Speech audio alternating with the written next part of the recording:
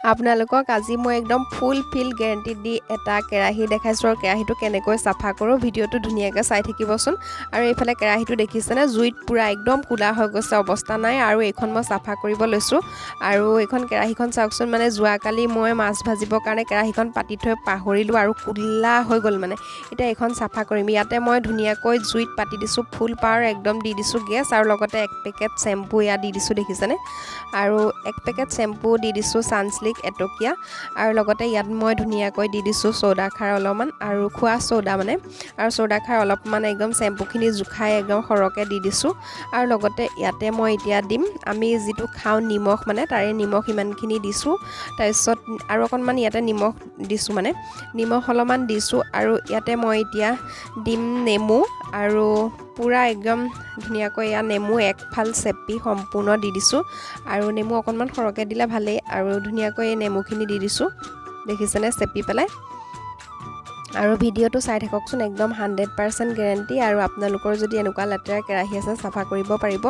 আৰু সহজ পদ্ধতিৰে কৰিলো আৰু এই কেৰাহীখন বহুত বছৰ 12 বছৰ মান হৈ গল আৰু আগতে যেহেতু জুইত একেৰাহে পুৰি থকা হৈছিল আৰু কি কথা নাজানো কেৰাহীখন অলপ পাতল হবলা মানে গেছত বা জুইত দি দিয়া লগত এনেকুৱা কুলা মানে ৰূপ লৈ ললে কেৰাহীখন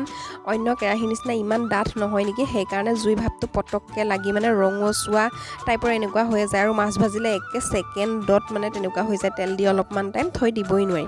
আৰু এইফালে মই পানী দি দিলো এতিয়া এইখিনি যিমান পাৰো উতলাই থাকিম আৰু এয়া চাওকচোন একদম কেনেকৈ সামনি বিলাক মানে চকলকে অকনমান উতলাওতে আহিছে আৰু আপোনালোকে যিমান পাৰে জুই দি একদম সম্পূৰ্ণভাৱে মানে একদম ওপৰলৈকে উফন্দি অহাকে জুইটো দিব আৰু মই ইয়াতে অকন কমাই থৈছো আপোনালোকক দেখাবৰ কাৰণে আৰু আপোনালোকৰ যদি বহুত ডাঙৰ মানে এনেকুৱা পাত্ৰ বাচন আছে মানে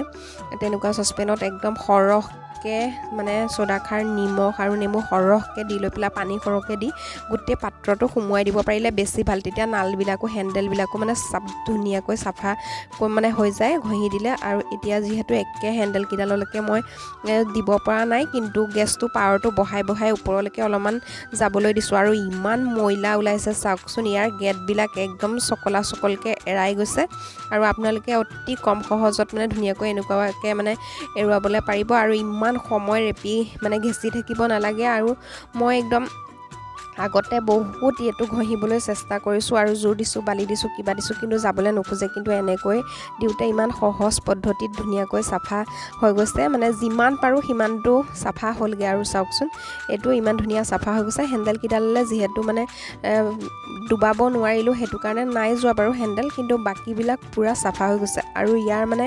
ধোঁৱাটো লাগিও কিনাৰ বিলাক সাফা হৈ যোৱা নিচিনা হৈছে চাওকচোন আৰু আপোনালোকে নিশ্চয় এনেকুৱা কৰিব বুলি আশা কৰিছো আৰু আজি ভিডিওটো চাই কেনেকুৱা পালে যদি ভিডিওটো চাই ভাল পালে তেনেহলে লাইক কমেন্ট কৰিব আৰু এনেকৈ আপোনালোকও সাফা কৰক যদি লেতেৰা বাচন আছে আৰু ডাঙৰ পাত্ৰ থাকিলে বহুত বেছি ভাল আৰু যেহেতু গুটেটো সুমুৱাই দিব পৰা যায় এতিয়া মোৰ তেনেকুৱা ইমান ডাঙৰ পাত্ৰ নাই কাৰণে এনেকুৱাতে কৰিলো আজিলৈ ভিডিওটো ইমানে ধন্যবাদ বাই বাই আৰু আশা কৰিছো আগৰ ভিডিওবোৰ